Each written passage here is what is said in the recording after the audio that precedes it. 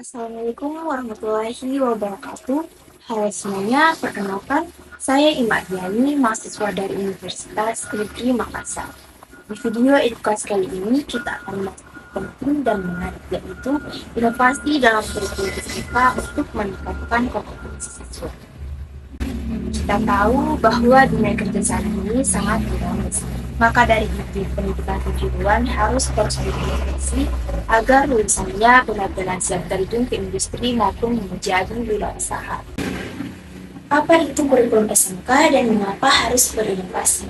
Jadi, kurikulum SMK adalah pedoman pembelajaran yang dirancang untuk membekali siswa dengan kompetensi yang sesuai dengan kebutuhan dunia kerja. Namun, tantangan zaman terus berubah, teknologi berkembang, industri berevolusi, dan kebutuhan keterampilan baru terus muncul. Oleh karena itu, inovasi dalam kurikulum menjadi sangat penting agar siswa SMK tidak hanya memiliki skill teknis, tapi juga mampu berpikir kritis, berinovasi, dan beradaptasi. Ada beberapa bentuk inovasi kurikulum yang kini mulai diterapkan di SMK di Indonesia. Antara lain, yang pertama, Project Based Learning, yaitu siswa tidak hanya belajar teori, tapi langsung menerapkan ilmunya melalui proyek nyata. Misalnya, membuat produk, aplikasi, atau menyelenggarakan event sesuai jurusan mereka.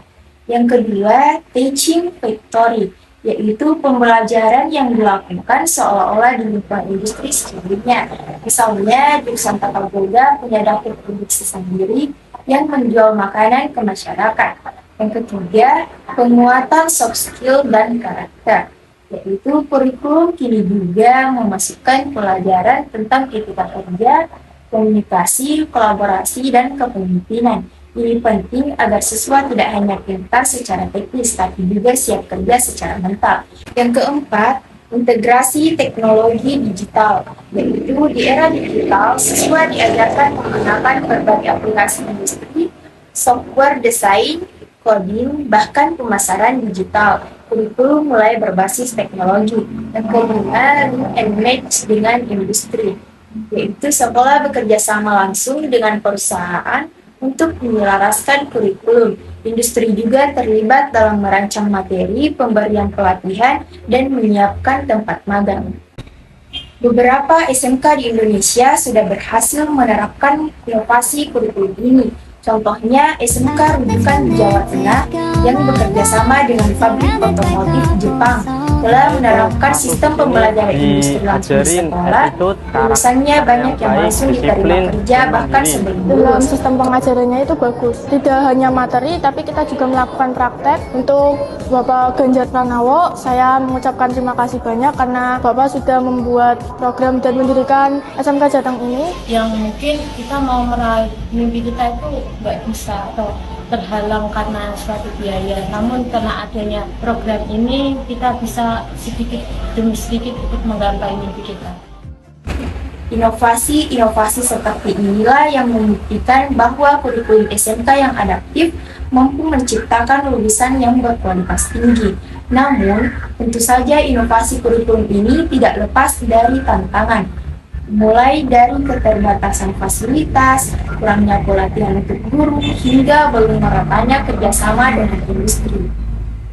Untuk itu, kita semua termasuk pemerintah, sekolah, industri, dan masyarakat perlu saling bekerja sama dalam menciptakan pendidikan kejuruan yang relevan dan berkualitas.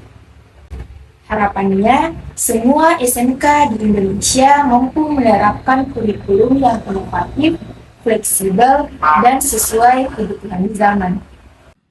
Sebagai penutup, inovasi dalam kurikulum SMK bukan sekedar tren, tapi sebuah keharusan. Dengan kurikulum yang terus berkembang dan disesuaikan dengan kebutuhan industri, siswa SMK tidak hanya akan memiliki keterampilan yang mumpuni, tetapi juga siap bersaing dan berkarya di masa depan. Mari kita dukung pendidikan kejuruan yang kreatif, adaptif, dan berdampak nyata bagi generasi muda.